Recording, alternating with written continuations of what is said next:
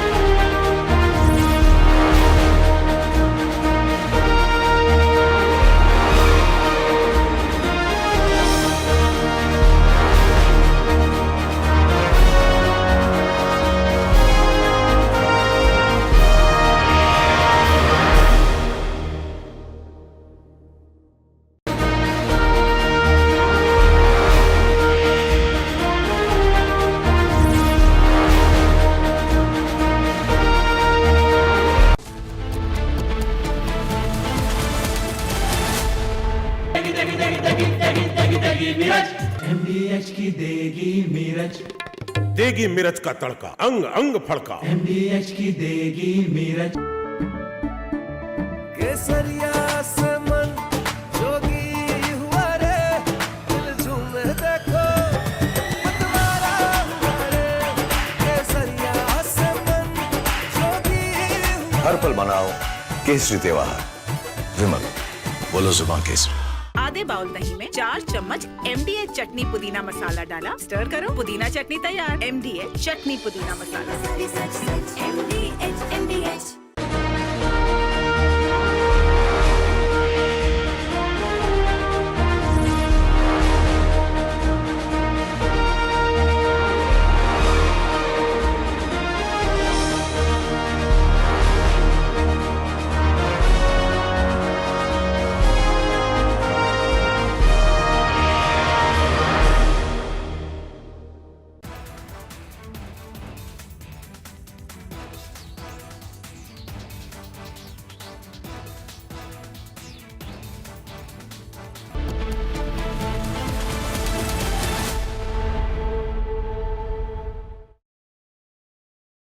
Secret recipe MDH का जीरा SIP जल जीरा मसाला। जीरा सिप MDH का जल जीरा सिप MDH का जल जीरा सिप।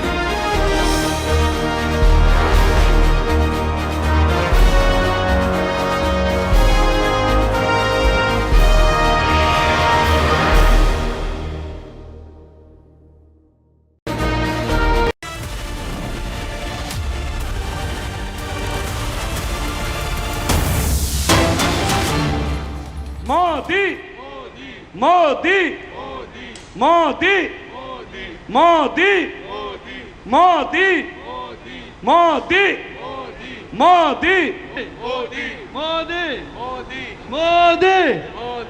मोदी मोदी मोदी मोदी मोदी मोदी।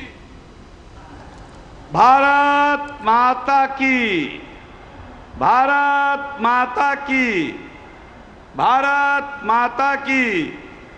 नरेंद्र मोदी जिंदाबाद। बोले भारत माता की, भारत माता की।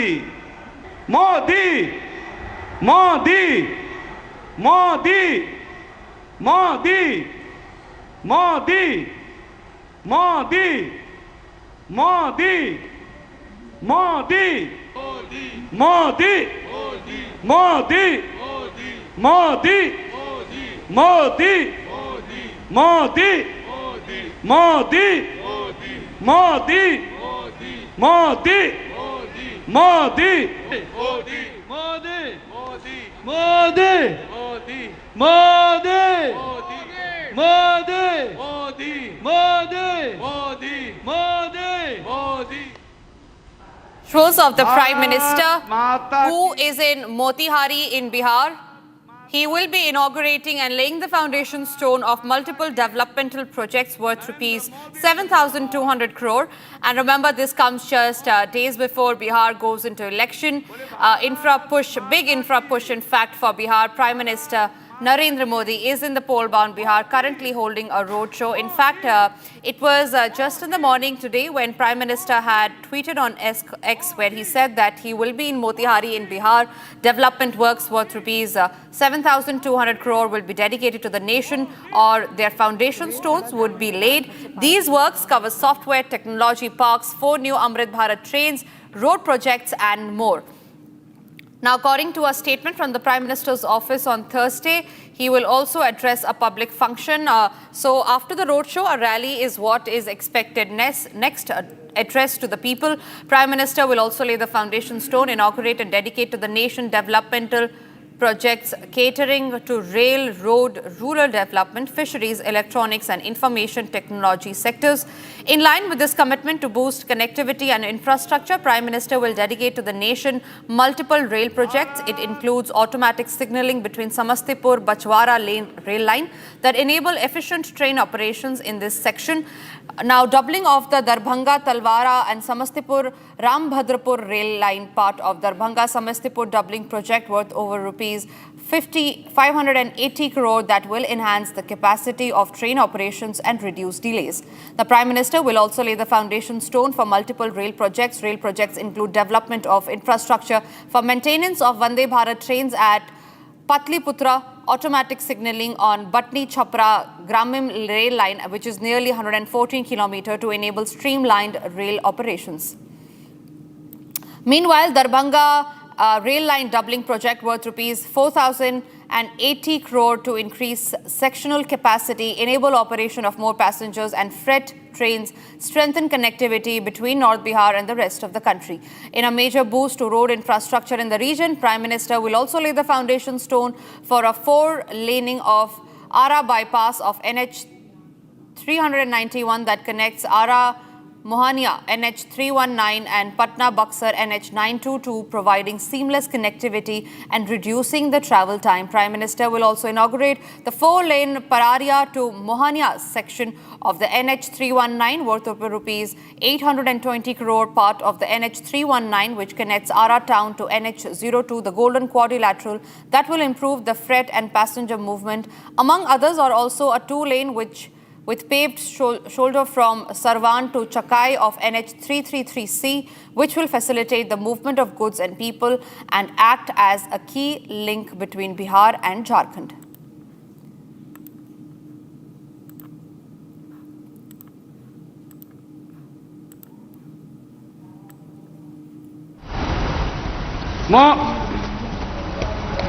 बोले भारत माता की, भारत माता की। Modi Modi Modi Modi Modi Modi Modi Modi Modi Modi Modi Modi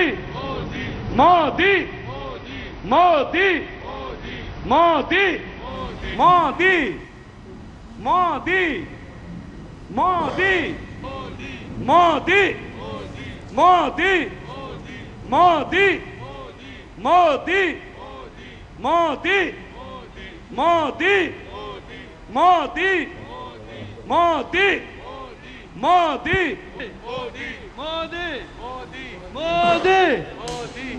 Modi, Modi, Modi, Modi, Modi, Modi. Bharat माता की, भारत माता की, भारत माता की। Prime Minister Narendra Modi holding a mega roadshow. Along with him is Nitish Kumar, the Chief Minister of Bihar, Samrat Chaudhary as well. All right, Prakash, my colleague is joining me on the phone line on that. Prakash, This is the mega roadshow of the Prime Minister that comes just days ahead of Bihar goes into election. Talk to us about where is Bihar heading towards as far as the election is concerned. Prime Minister giving a major infra push to the state of Bihar.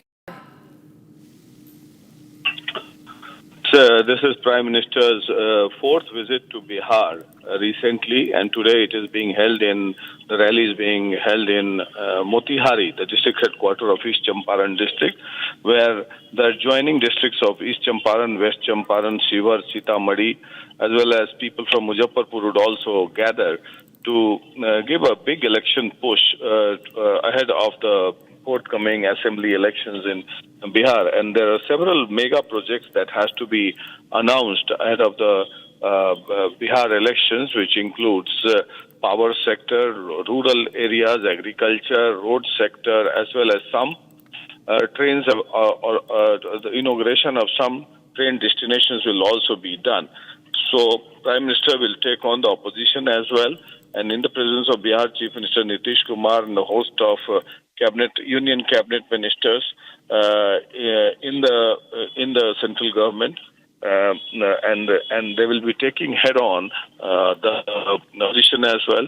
But meanwhile, under the scanner is the law and order situation in Bihar. Immediately after Prime Minister's rally, it is expected that Tejasvi Yadav will also attack the Prime Minister as well as the state government leaders.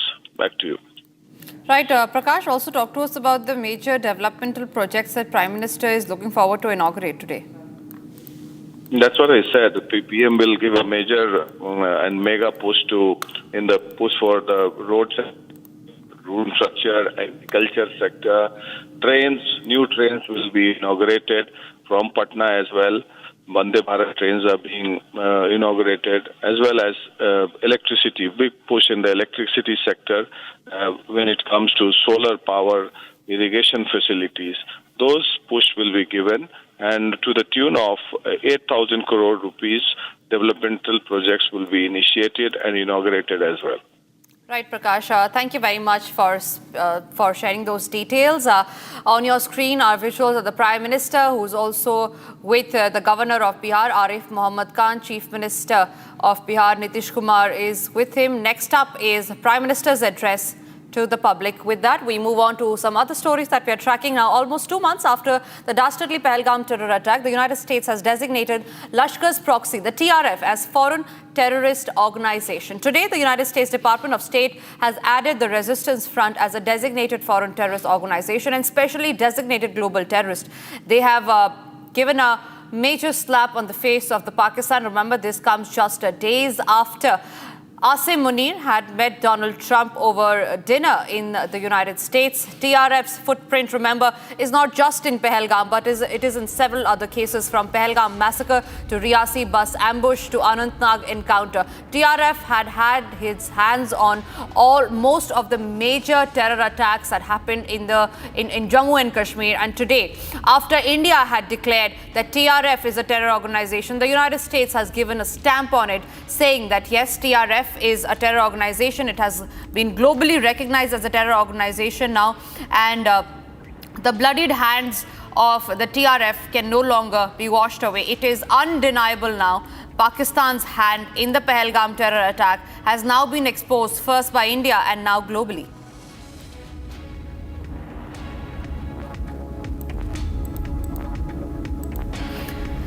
Remember, it was just a few months back when it was the Foreign Minister of Pakistan, Ishaq Dar, who had completely denied the role of TRF in the Pahalgam terror attack. However, today the United States has designated the Resistance Front as a proxy of Pakistan-based Lashkar-e-Taiba as a global terrorist group. The External Affairs Minister S. Jaishankar, in fact, had praised the United States' action, linking it to the deadly Pahalgam attack that had killed 26 civilians. India had welcomed the move of the United States to designate the Resistance Front a proxy of Pakistan-based terror group Lashkar-e-Taiba that was behind the Pahalgam attack as a global terrorist organization. External Affairs Minister S. Jaishankar described the Washington's decision, the resistance terror resistance front as a strong affirmation of India-United States counter-terrorism cooperation. In fact, in a social media post, he especially complimented the United States Secretary of State Marco Rubio for designating the proxy of Pakistan-based LET. On that note, I'm also being joined by Major General Bishambar Dayal, a defense expert. General Dayal, thank you very much for speaking to Republic. This comes as a major victory as far as India and Pakistan is concerned. As far as India and United States ties are concerned, what India had already said before, that Pakistan is responsible for the dastardly Pahalgam attack, today has been proven by the United States, where they have given the global terrorist organization tag to the TRF. Thank you for inviting me. Firstly, Indo and American relations over last 20 odd years have gone much beyond the what you hear today in the media. They are much deeper. There are cooperation at different levels, and LET should have been actually long due. They have taken an absolutely correct action. US should have taken a they've taken a correct action, and they should have taken it long ago. This is our belief, because Lashkar-e-Toiba is not only responsible for producing, manufacturing, and mass scale factory for terrorists to export to India, to try to destabilize J&K, to try and destabilize India, but they've also been evil force which has done terrorist act in other parts of the world. So they've done a very correct thing, and this not only, and I'm sure they should go a little more ahead. They should now try and not only LET, they should try and cut all the funds to Pakistan, because when funds land up in Pakistan of any nature, global, from any global institute, from World Bank, from anywhere, from IMF, from any source, they ultimately landed in the hands of their army. The army, ISI, and ISI then to terrorists. It's a factory actually. So we must compliment US, and it has come at the right time. People were doubting Indo-Russian relations. Of course, there would be some give and take. America and India today are in the midst of the ongoing trade deal. I'm sure, but this is the most LET, Hizbul Mujahideen. These are all terrorist organizations which needs to be obliterated. Actually, not only banned, and there needs to be, their leadership needs to be targeted. America should now join hands with India, with Indian forces, to target whatever remnants of LET and all these organizations are still there. Pakistan needs to. This is also in good. It's a very strong message. There needs to be. We need to take it further, because otherwise this area will never have peace. India will always, J&K will always be targeted by these outfits, right? They will try and further destabilize, I would say, Afghanistan. They will reach out again to different countries, because they sponsor, they export. They don't export goods. They don't export engineers. They export these people. So we had already eliminated large number of people during Op Sindhu from all the three outfits. But there are still remnants. There are still their leaders roaming around. So US, India, I think US done a very good thing, and I think we should all. This is time to applaud United States for taking a correct absolutely. step. Like you were saying, in fact, it's a testament that Operation Sindoor is still continuing, and it's far from over yet. General Dayal, thank you very much for speaking to us on that note. Quickly moving across to some other breaking news that we are getting in. Now, Republic TV has accessed the CCTV video of the bike-borne gangsters with pistols near Patna's Paras Hospital. In this video, one can see how a schoolgirl in uniform with school bag walking on the road, perhaps going to school at counter 20. She sees the bike-borne gangster brandishing pistols. She returns back for a safe hideout. The moment she sees the second bike carrying the gangster crossing her way, she then sneaks to see if other bike carrying a gangster is also coming or not, as she escapes.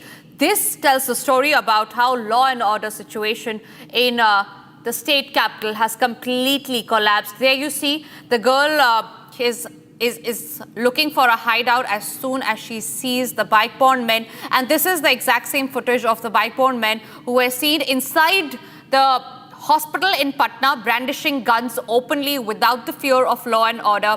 The little girl who sees the bike-borne assailants moving around freely, celebrating their crime that they have just committed, brandishing guns out in the open, then goes for a hideout. These are the three key CCTV footages that Republic has accessed. CCTV number 1 shows how the armed men entered the hospital, opened fire on a patient, and this happened inside the hospital. Every man that you see on your screen, there were nearly 5 people who entered the hospital in Patna without the fear of law and order, no security checks done. They enter inside the hospital, take the guns out of their area, and now when they enter inside the hospital, they shoot a patient dead, after which is when they walk out freely. The second video is that of the celebration that we have. All right, 4 CCTV visuals on your screen. First one is of the assailants entering the room where they shot the patient dead. Second CCTV of them running after they have committed the crime. The third CCTV is of them outside the Paras hospital celebrating the crime that they have committed. And the fourth CCTV of them rushing to find a safe hideout. All right, Prakash is joining us live at the broadcast on that story. Prakash, the new CCTV footage completely shows how complete collapse of law and order in the state. A minor who has witnessed to all the incident, she's seen the accused with brandishing guns out in the open, looks for a safe hideout.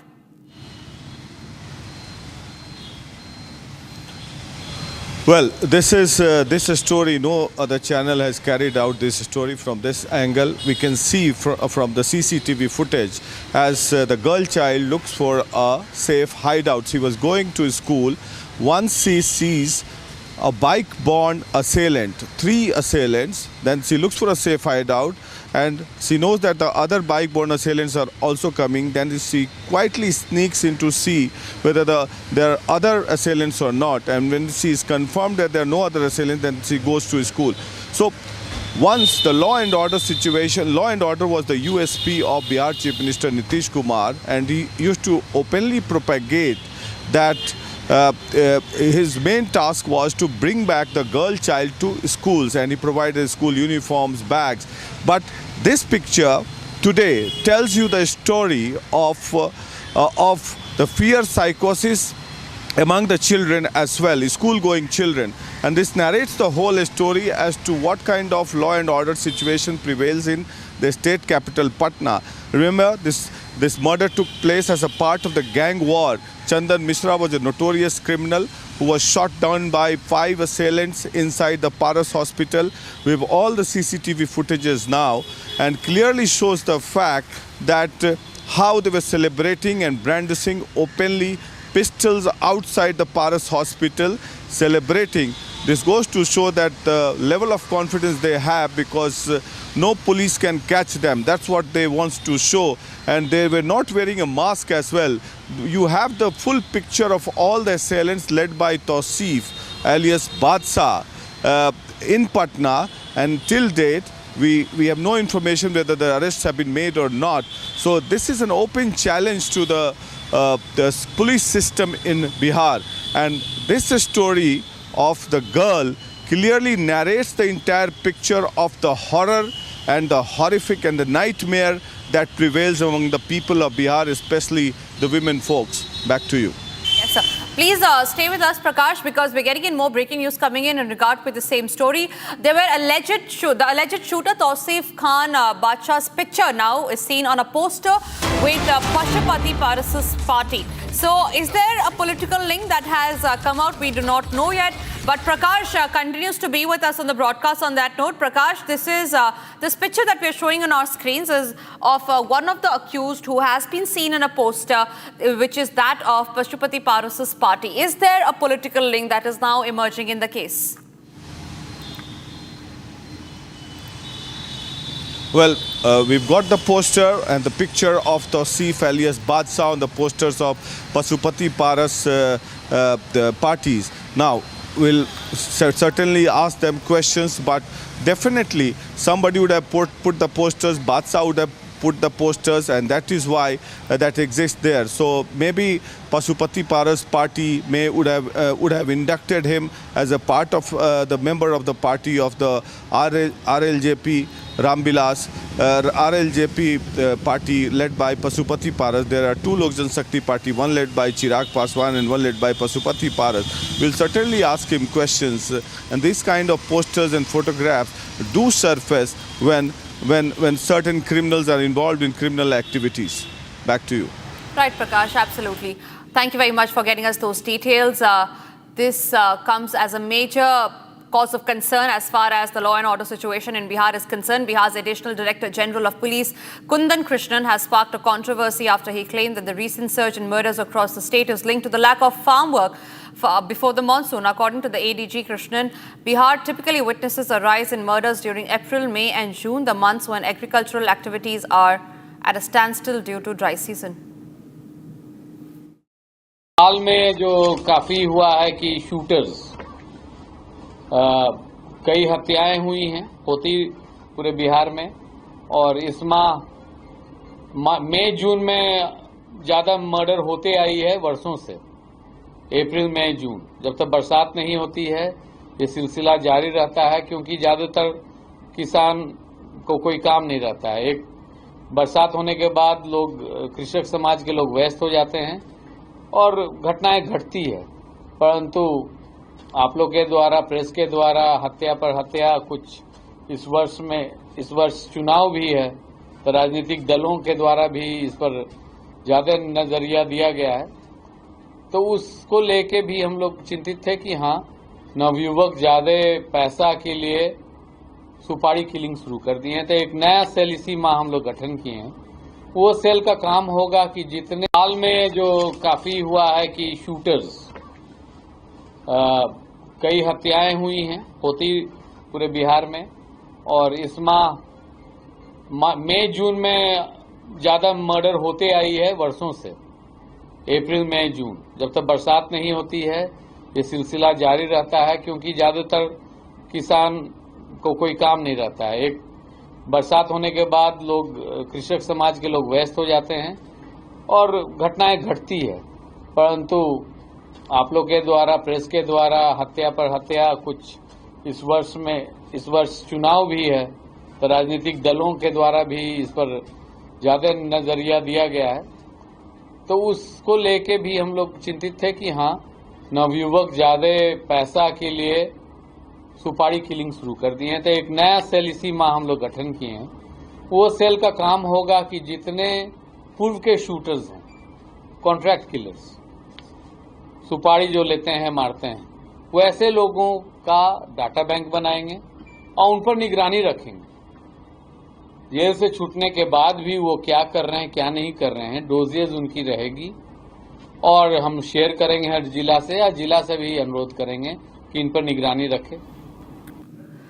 The Prime Minister is in Bihar today. Bihar elections are approaching. It remains to be seen on how this case pans out to be for the Nitish Kumar government. Time for us to now shift to other stories. Mumbai police has arrested two people in connection with the scuffle that took place inside Vidhan Bhavan premises in the Maharashtra's capital.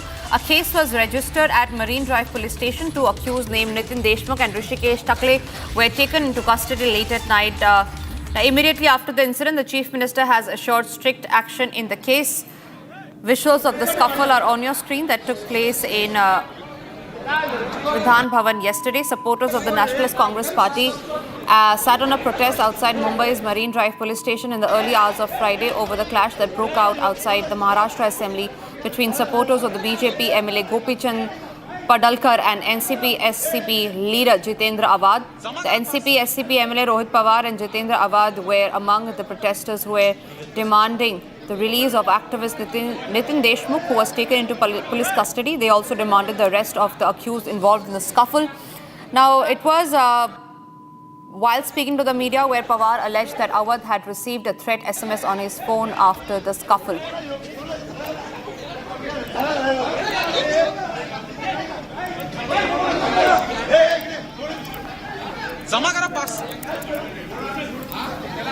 The recent brawl in the Maharashtra Assembly has raised concern. The Mumbai police has now arrested 2 people in the connection. The arrest comes nearly 12 hours after the scuffle broke out at the Vidhan Bhavan. Time for us to now step into a short break. After the break, we'll get to the details of how there have been back-to-back instances of how middle-class people have come under the wheels of the rich people. Also, after the break, India welcomes the United States' move to tag TRF as terror group, says zero tolerance towards terrorism.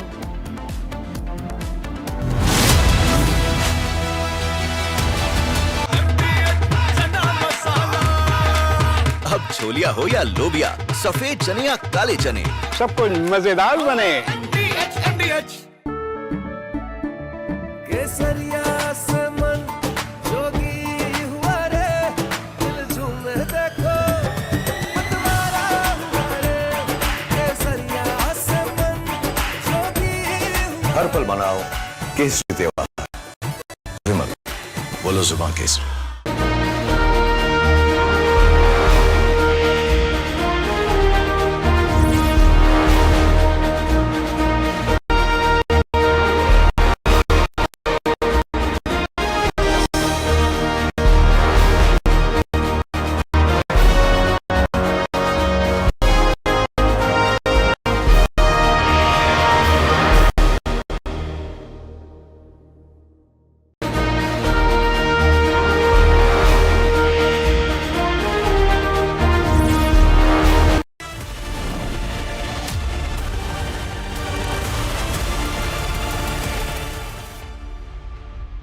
QS and THE, the world's foremost university rankings organizations, have ranked Amity amongst the top 3% universities globally, making it among the very few Indian universities to be included in both rankings.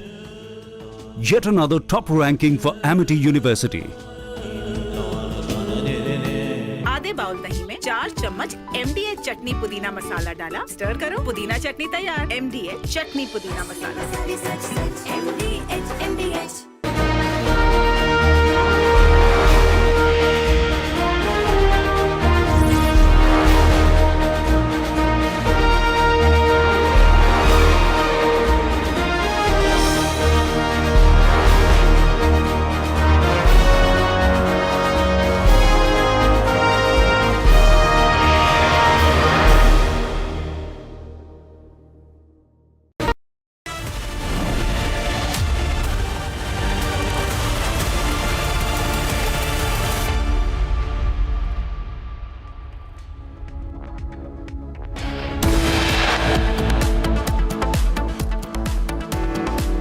Supreme Court declines to entertain Lalu Yadavs' plea against High Court order refusing a stay on trial court proceedings in the alleged land for jobs scam.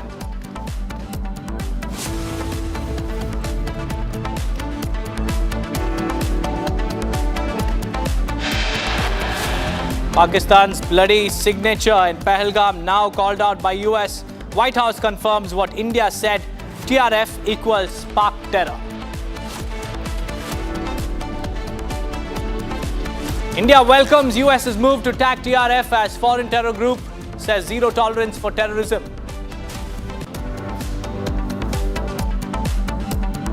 Middle class run over by rich yet again. In Gandhinagar, BMW car kills one. Complete collapse of law and order in Patna. Accused who shot inside Patna hospital seen celebrating moments after the shootout. Republic crashes all landing channels, becomes India's #1 and most watched channel. Arnab is the primetime king once again, and Super Primetime Max breaches the 90% mark.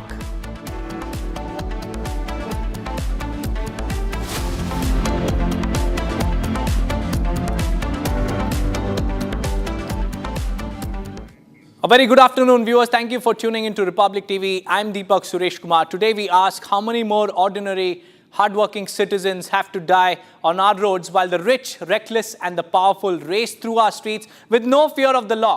We say this because yesterday morning, in the quiet locality of Sargasan in Gandhinagar, a middle-aged man stepped out of his home. Just like every other day, he rode his humble Activa, maybe heading to work, maybe running an errand. We'll never know, because before he could reach his destination, his journey was ended brutally by a speeding BMW. Yes, a luxury car, a vehicle that costs more than what many earn in a lifetime.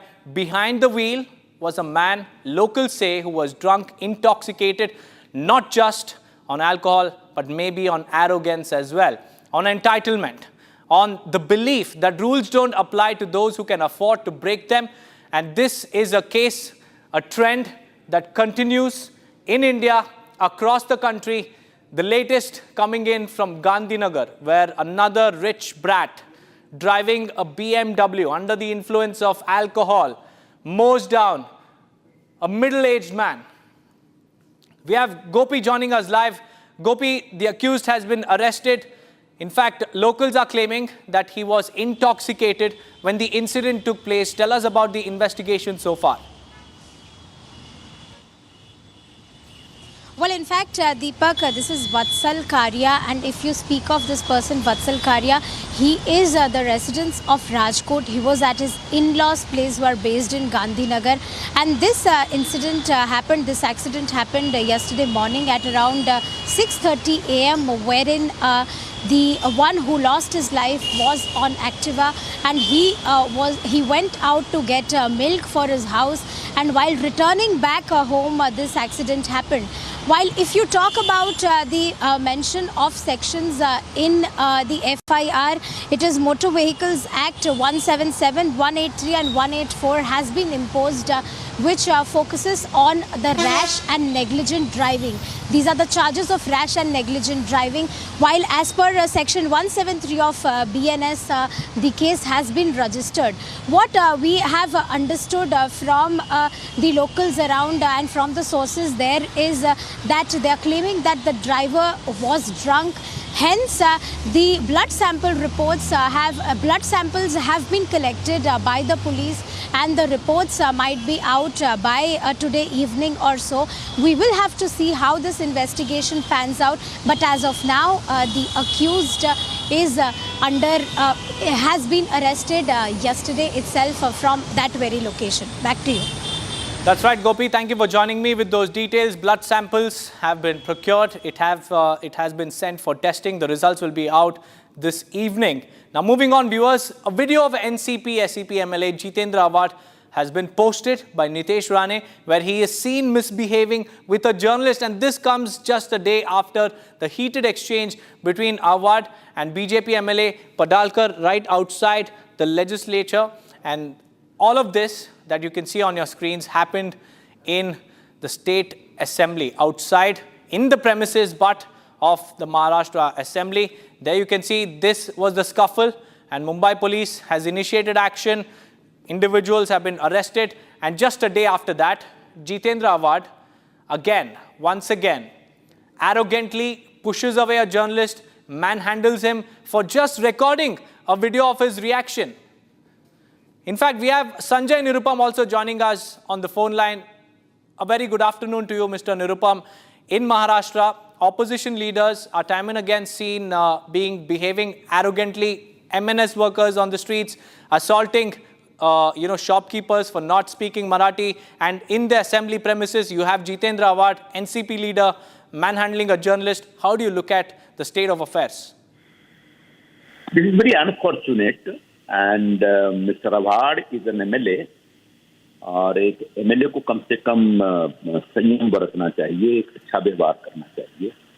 जिस तरीके से ये पूरे दो MLA के कार्यकर्ताओं में मारामारी हुई है विधानसभा के प्रीमाइसेस में, तो बहुत ही अनफॉर्चुनेट है.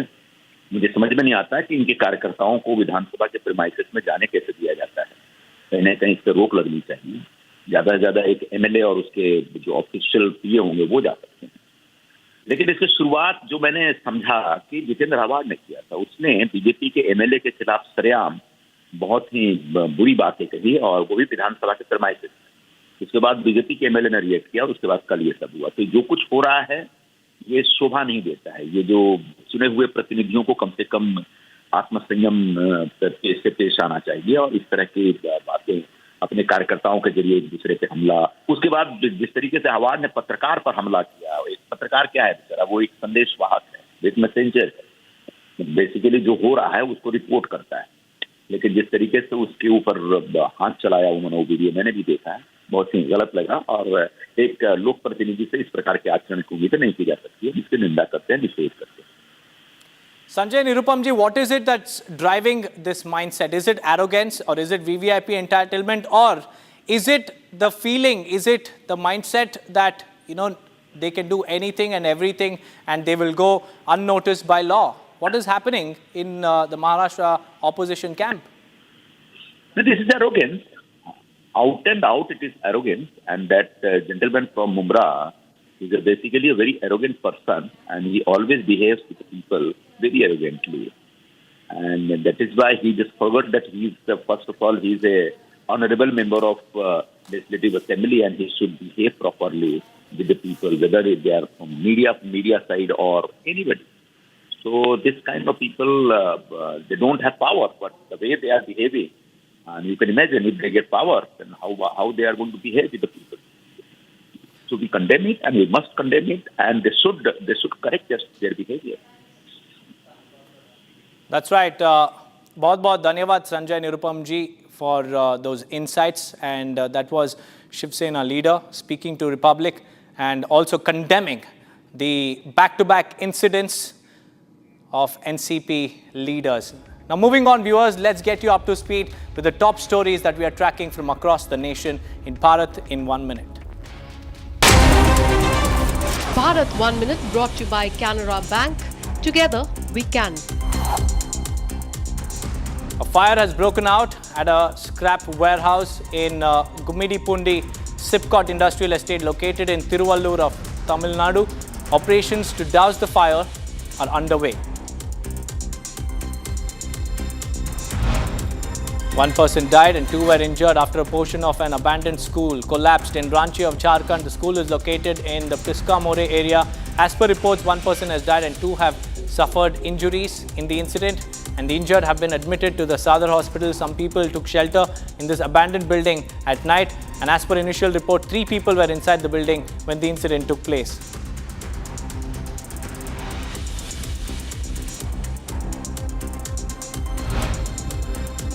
Officials have stated that more than 20 schools in Delhi have received bomb threats in the last few days. The police have said that the Richmond Global School in Delhi's Paschim Bihar area has reportedly been getting bomb threats. The fire department, Delhi police and BDS teams have been rushed to the spot upon receiving information.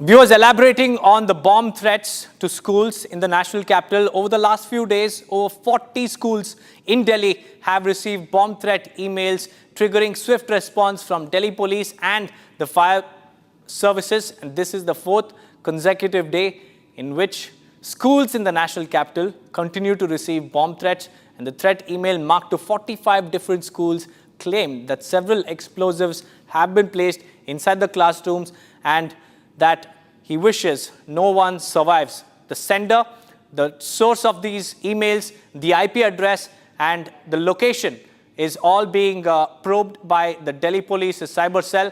But what we understand is that the bomb threat emails have sparked panic and chaos across schools. Evacuation orders were issued and the schools were completely screened and sanitized.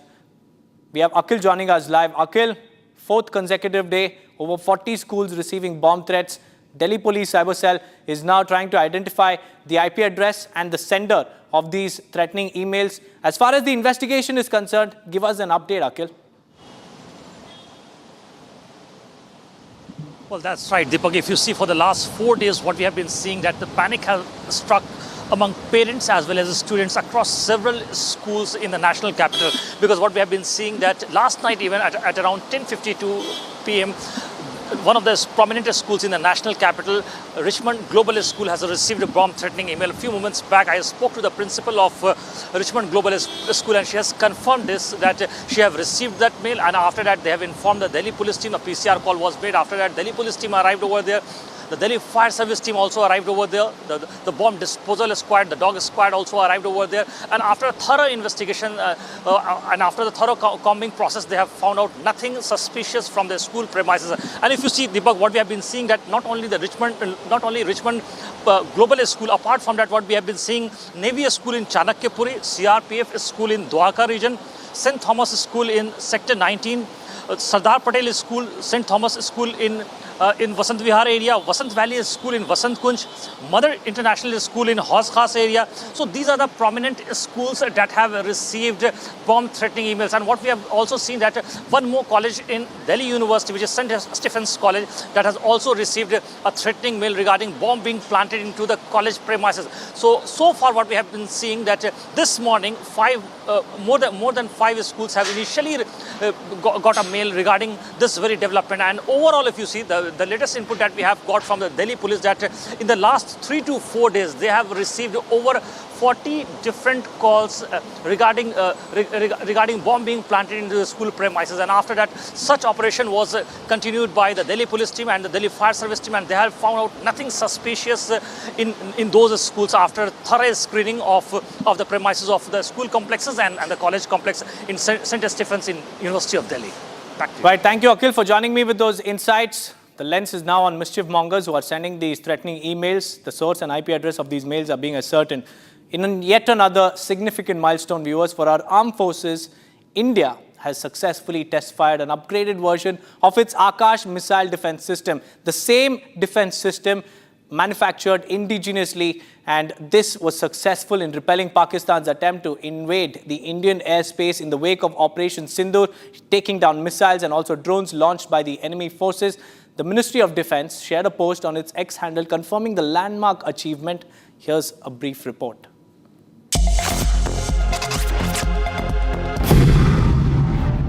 India on Thursday tested an upgraded version of its indigenous Akash missile defense system. The successful test firing of the upgraded missile defense system marked another significant milestone for the Indian Armed Forces. The new Akash Prime variant of the homegrown missile defense system was tested in the heights of Ladakh. The Ministry of Defense shared a post on its official X handle saying that the new missile successfully took down 2 unmanned high-speed aerial targets, underlining its precision strike capability at high altitudes. A clip shared by the Defense Ministry showed the Akash Prime streaking the clear skies and striking its targets with pinpoint accuracy in the rugged heights of Ladakh. The Akash air defense successfully repelled Pakistan's attempts to invade the Indian airspace in the wake of Operation Sindoor, striking down missiles and drones launched by the enemy forces.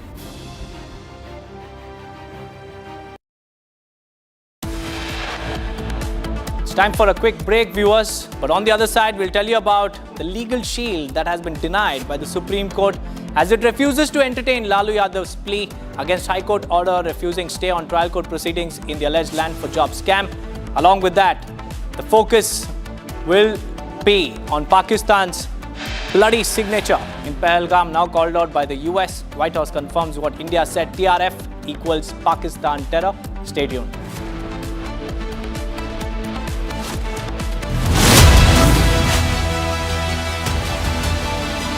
दादी के हाथों का जादू और खुशबू से महकता घर, माँ की मुस्कुराहट और खाने की सुगंध। MDH गरम मसाला, क्योंकि हर रिश्ता है स्वाद से जुड़ा। केसरिया से मन जोगी हुआ रे, दिल झूमे देखो मतवारा हुआ रे। केसरिया से मन जोगी हुआ। हर पल मनाओ केसरी त्योहार। विमल, बोलो जुबान Kesari.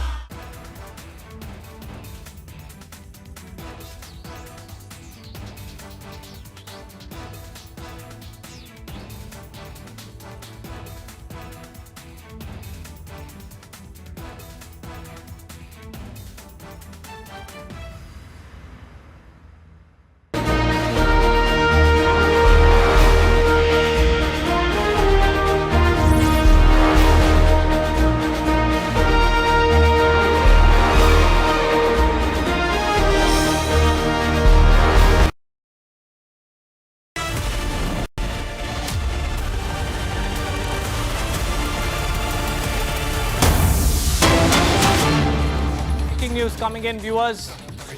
ED has arrested Bhupesh Baghel's son. This is the big breaking news that we are tracking. Former Chhattisgarh Chief Minister's son has been arrested by the probe agency, Enforcement Directorate.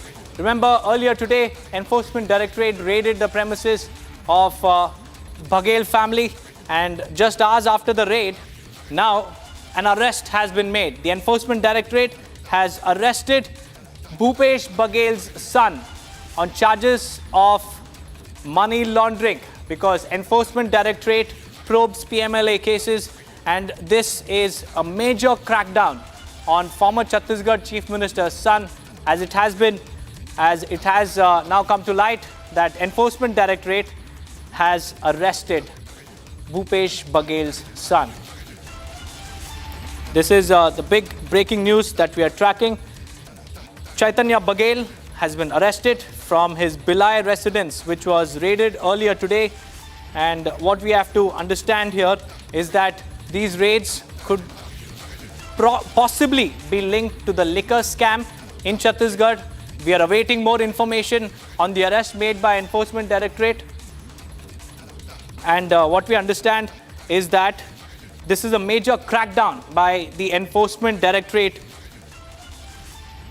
It carried out searches on the home of the Congress leader, the former Chief Minister, who shares the residence with his son Chaitanya Baghel, and he claimed that the action was taken to stop him from asking questions in the assembly.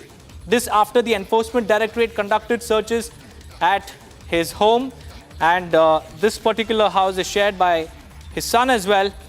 And the raids were in connection with an alleged 2,000 crore liquor scam. The home in Durg district's Bhilai was being searched under the Prevention of Money Laundering Act based on the receipt of fresh evidence in the case.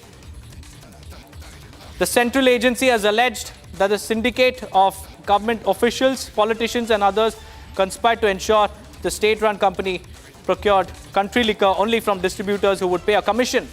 In fact, our senior editor Aishwarya Kapoor is joining us on the phone line. Aishwarya, if you could help our viewers understand the circumstances of the arrest.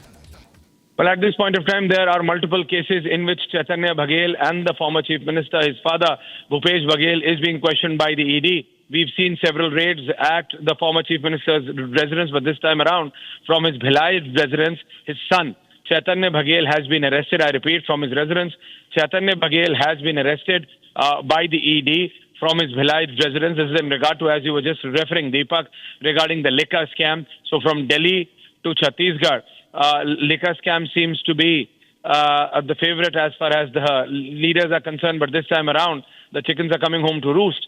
And the ED has just arrested Bhupesh Baghel's son just few minutes prior. Today in the morning at around 9:15, the ED team, which consisted of around 8 officers and 1 DCP level officer, entered the Bhilai residence of Bhupesh Baghel, where Chaitanya Baghel was present. They were tracking Chaitanya Baghel, and now Chaitanya Baghel at this very point of time is in ED's arrest.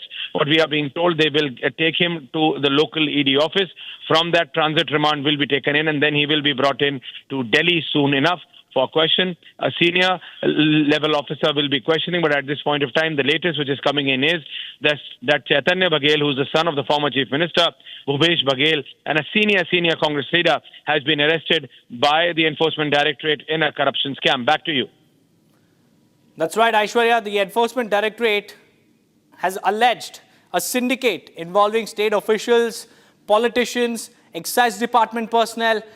They accuse them of setting up a parallel liquor distribution system between 2019 and 2022, allowing unaccounted liquor sales and evading official duty. Now, the Enforcement Directorate suspects that Chaitanya Baghel was a recipient of the proceeds of crime. That is, he allegedly received money generated from the illegal liquor operations. Searches on his Bhilai residence, also shared by his father, are based on new evidence recently obtained by the probe agency. Now, previously, the raids took place in March this year, and these were part of the ongoing PMLA investigation. All actions are being taken under the Prevention of Money Laundering Act, indicating that ED is now focusing on the money trail asset movement, proceeds of crime associated with liquor sale irregularities. Enforcement Directorate suspects that Chaitanya Baghel, who has been arrested now, was an alleged recipient of the proceeds of crime to the tune of thousands of crores. And Chaitanya Baghel may be formally named in the enforcement case information report. In fact, we have Bhupesh Baghel's reaction coming in. Let's listen in. पिछले समय 2023 में मेरे जन्मदिन में ED भेजा गया था। अब मैं आज तो विधानसभा में अडानी का मामला उठना है और अपने मालिक को खुश करने के लिए मोदी और शाह ने ईडी मेरे घर भेज दिया है। हम लोग डरने वाले नहीं हैं, न झुकने वाले हैं। ये कितना भी ताकत लगा ले, भूपेश बघेल न टूटेगा न झुकेगा। लड़ाई लड़ेंगे, सत्य की लड़ाई है। पूरे देश में विपक्ष के नेताओं को ये टारगेट करके रखे हैं, दबाने की कोशिश, तोड़ने की कोशिश, प्रजातंत्र की हत्या करने की कोशिश इन एजेंसियों के माध्यम से। एक तरफ बिहार में इलेक्शन कमीशन के माध्यम से मतदाताओं को काटा जा रहा है, वहाँ मेरे ही कड़ा जाएगा, प्रजातंत्र की चीरहरण कर रहा है, तो दूसरे तरफ विपक्ष के नेताओं को दबाने के लिए ईडी, आईटी, सीबीआई, डीआरए उपयोग कर रहा है।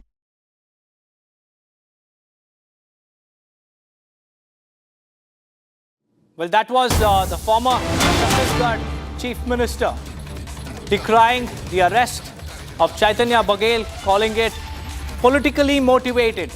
He also claims that he was about to raise a matter pertaining to Adani, and just ahead of the assembly session, Bhupesh Baghel claims that these are politically motivated actions of the Enforcement Directorate.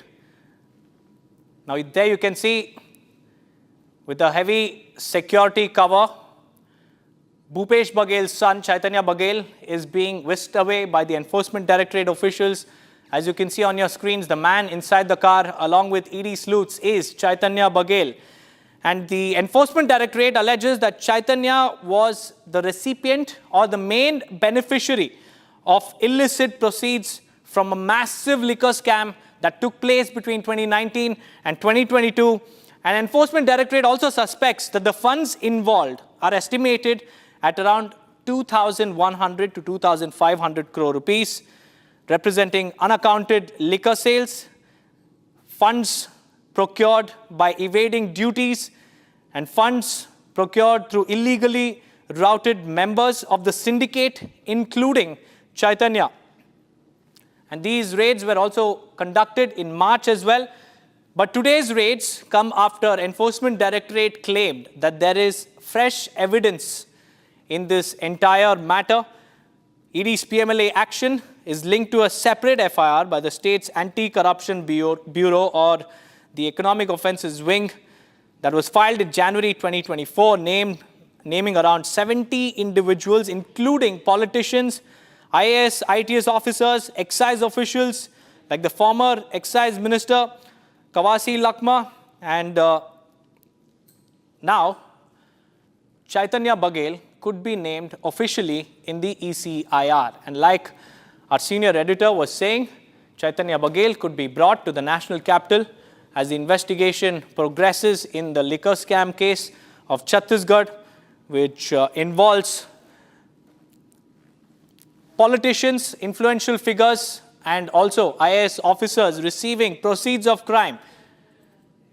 And Enforcement Directorate has arrested Chaitanya Baghel. This is the crackdown under PMLA.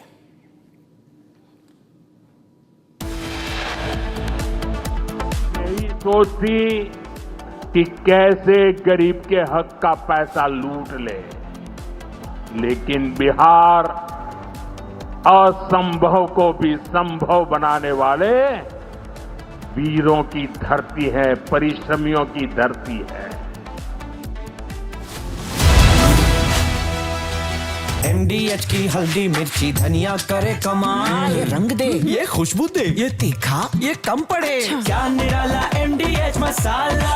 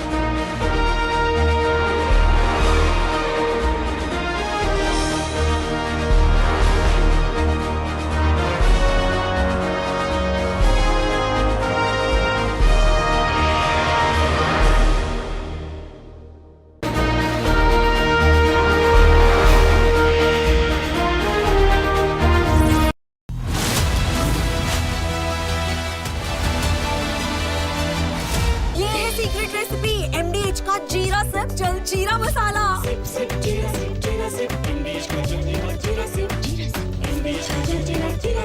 इसको घर पे लगाओगे तो शादी का तो पता नहीं, पर घर पक्का नहीं टूटेगा। रुंगटा नहीं तो घर स्ट्रॉन्ग नहीं। रुंगटा स्टील TMT बार एकदम सॉलिड। पहाड़ों में एक हाइकिंग स्टिक भी बन सकती है।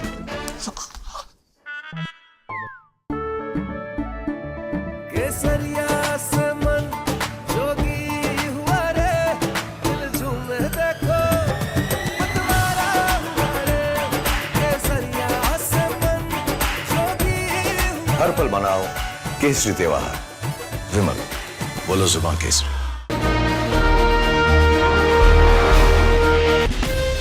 From Asia's largest news headquarters, setting the agenda for Bharat.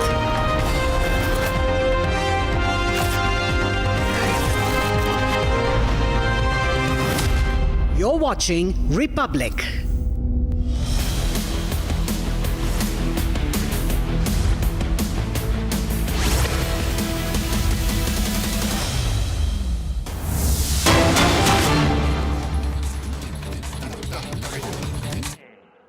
कि मकान मालिक को ही उठवा लिया जाएगा। ऐसे आरजेडी वाले कभी आपको पक्का घर नहीं दे सकते। साथियों, आज बिहार आगे बढ़ रहा है, तो इसके पीछे सबसे बड़ी ताकत बिहार की माताओं बहनों की है। और मैं आज देख रहा था, लाखों बहनें हमें आशीर्वाद दे रही थी। ये दृश्य दिल को छूने वाला था। एनडीए द्वारा उठाए जा रहे एक एक कदम का महत्व बिहार की माताएं बहनें, यहां की महिलाएं अच्छी तरह समझती हैं। यहां इतनी बड़ी संख्या में माताएं बहनें आई हैं। आप याद करिए, जब आपको 10 रुपया भी अगर आपके पास है तो छिपा करके रखना पड़ता था। न बैंकों में खाता होता था, न कोई बैंकों में घुसने देता था। गरीब का स्वाभिमान क्या होता है, ये मोदी जानता है। मोदी ने बैंकों से कहा, गरीब के लिए दरवाजे कैसे नहीं खोलेंगे, और हमने इतना बड़ा अभियान चलाकर जनधन खाते खुलवाए। इसका बहुत बड़ा लाभ मेरे गरीब परिवार की महिलाओं को हुआ। बिहार में भी करीब 3.5 करोड़ महिलाओं के जनधन खाते खुले। इसके बाद हमने सरकारी योजनाओं का पैसा सीधा इन खातों में भेजना शुरू किया। अभी कुछ दिन पहले ही मेरे मित्र नीतीश जी की सरकार ने, और अभी घोषणा भी कर रहे थे, वृद्ध, दिव्यांग और विधवा माताओं को मिलने वाली पेंशन को 400 रुपये से बढ़ाकर 1100 रुपये महीने प्रति के हिसाब से कर दिया। ये पैसा सीधे आपके बैंक खाते में ही तो जाएगा। पिछले 1.5 महीने में ही बिहार के 24,000 से ज्यादा स्वयं सहायता समूहों को 1,000 करोड़ रुपए से ज्यादा की मदद भेजी गई है। ये भी इसलिए हो पाया क्योंकि माताओं बहनों के पास आज जनधन खातों की ताकत है। साथियों, नारी सशक्तिकरण के इन प्रयासों के जबरदस्त परिणाम भी आ रहे हैं। देश में, बिहार में लखपति दीदी की संख्या लगातार बढ़ रही है। देश में हमने 3 करोड़ बहनों को लखपति दीदी बनाने का लक्ष्य रखा है। अब तक 1.5 करोड़ बहनें लखपति दीदी बन चुकी हैं। हमारे बिहार में भी 20 लाख से ज्यादा लखपति दीदी बनी है। आपके चंपारण में ही 80,000 से ज्यादा महिलाएं स्वयं सहायता समूह से जुड़कर लखपति दीदी हुई है। साथियों, आज यहां 400 करोड़ रुपए का सामुदायिक निवेश फंड भी जारी किया गया है। ये पैसा नारी शक्ति की शक्ति को बढ़ाने में काम आएगा। यहां नीतीश जी ने जो जीविका दीदी योजना चलाई है, उसने बिहार की लाखों महिलाओं को आत्मनिर्भर बनाने का रास्ता बना दिया है। साथियों, भाजपा और एनडीए का विजन है, जब बिहार